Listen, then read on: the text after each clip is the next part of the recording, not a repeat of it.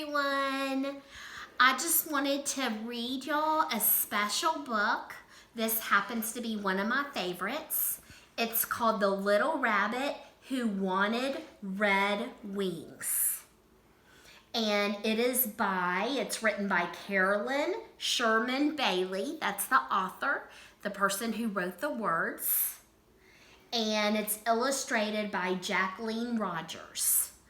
And the illustrator is the one who draws the pictures. Now, this is called The Little Rabbit Who Wanted Red Wings. So I want you to think, before we get started, think about something that you've always wanted, okay? Probably not red wings, but maybe there's something that you've always wanted to have. Once there was a little rabbit who had soft pink ears, bright red eyes, and a short fluffy tail. He was such a cute little rabbit, but he wasn't happy. He wanted to be somebody else instead of the nice little rabbit that he was.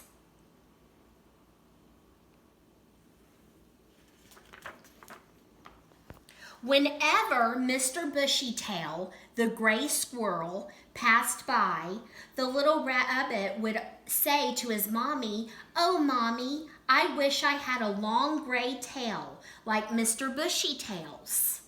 And whenever Mr. Porcupine passed by, the little rabbit would say to his mommy, "Oh, Mommy, I wish I had a back full of bristles like Mr. Porcupine's." So he's really wanting things that other people have. And whenever Mrs. Puddle Duck passed by in her 2 red flippers, the little rabbit would say to his mommy, "Oh, Mommy, I wish I had a pair of red flippers like Mrs. Puddle Duck's." Old Mr. Groundhog heard the little rabbit wishing.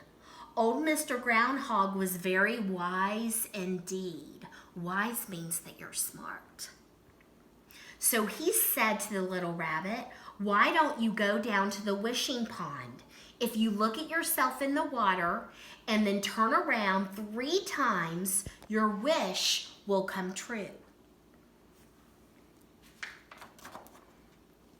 So the little rabbit trotted off all alone through the woods until he came to a pool of water lying in a low tree stump. That was the wishing pond.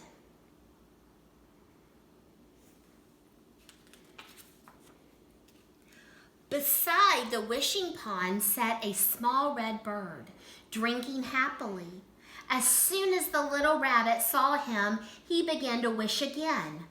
"Oh," he said to himself, "I wish I had a pair of red wings." Just then, he looked in the wishing pond and saw his little face. Then he turned around 3 times and something happened. The little rabbit began to have a strange feeling in his shoulders, like he had in his mouth when his teeth were growing in. It was his wings coming through.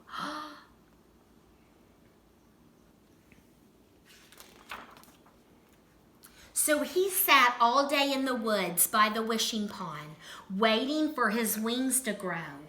By and by, just before sundown, he started home to show his mommy his beautiful pair of long red wings.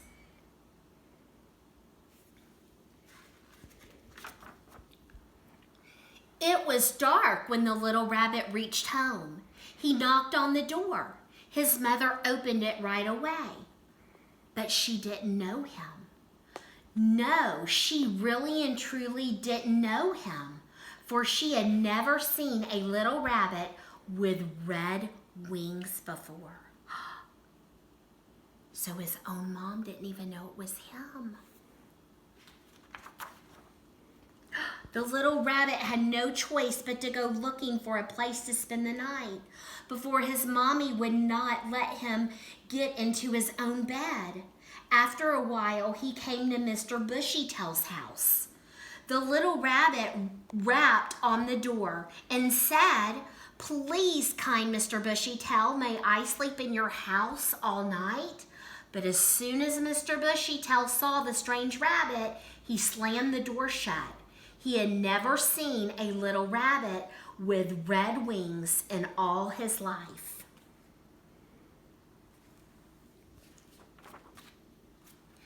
The little rabbit went on until he came to Miss Petal Duck's nest down by the marsh. He said, "Please, kind Mrs. Petal Duck, may I sleep in your nest all night?" But Mrs. Petal Duck poked her head out of the nest just a little way. "No, no, no," she said, "go away," for she too had never seen an odd-looking rabbit in all her life. I wonder how he's feeling right now. I bet he's really very sad and probably scared. So the little rabbit went on and on until he came to old Mr. Groundhog's hole. Wise old Mr. Groundhog recognized him at once and let him spend the night. But the hole had beech nuts spread all over it, and while that pleased old Mr. Groundhog, the beech nuts made the little rabbit very uncomfortable. He had a terrible night. See, he can't get comfortable because of all those nuts everywhere. In the morning, the little rabbit decided to try out his wings and fly a little. So he climbed up on a hill, spread out his wings, and sailed off. But he landed in a bush all full of prickles, and his little feet got stuck in the branches. He couldn't get down. "Mommy, Mommy," he cried, "come and help me." Of course, his mommy couldn't hear him, but old Mr. Groundhog did. He said to his little friend, "Do you still want your red wings?" "No, no," said the little rabbit. "Well then," said Mr. Old Groundhog, "why don't you go down to the wishing pond and wish them off again?"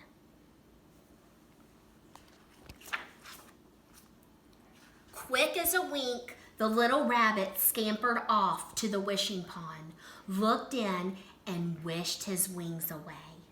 Then he turned around 3 times, and sure enough, his red wings got smaller and smaller and smaller until they were gone altogether.